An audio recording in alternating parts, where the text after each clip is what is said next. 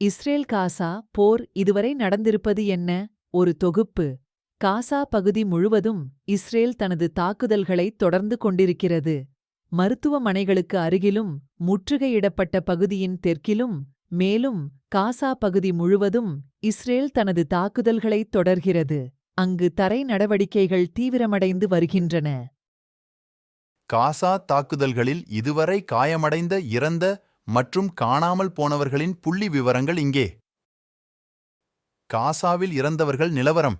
இறந்தவர்கள் குறைந்தபட்சம் 19,453, அதில் குறைந்தபட்சம் 7,729 குழந்தைகள், 5,153 பெண்கள். காசாவில் காயமடைந்தவர்கள் நிலவரம் 52,286 பேர் காயமடைந்தவர்கள், அதில் குறைந்தபட்சம் 8,663 குழந்தைகள், 6,327 பெண்கள், 8,000 பேர் காணாமல் போனவர்கள். இந்த எண்ணிக்கை அல் ஜசீரா ஊடகம் மூலம் அறிந்து கொள்ளப்பட்டது. மேலும் இந்த எண்ணிக்கை யாவும் குறைந்தபட்சமே.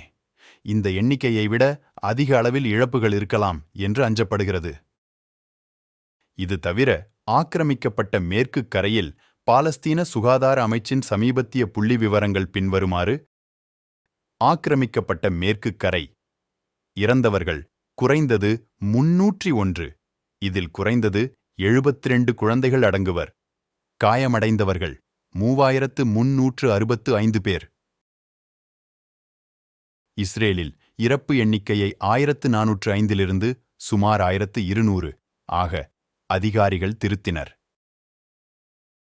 இஸ்ரேல் நிலவரம். இறந்தவர்கள் 1,139, காயமடைந்தவர்கள் 8,730 பேர். இது அல் ஜசீரா வெளியிட்ட அட்டவணை. அல் ஜசீரா ஆங்கில ஊடகப் பக்கங்களில் இந்த பதிவு தொடர்ச்சியாக பதியப்படுகிறது. இது தவிர காசாவிலிருந்து அதிகாரப்பூர்வமான பதிவுகளும் நேரடியாக கிடைக்கப் பெறுகின்றன.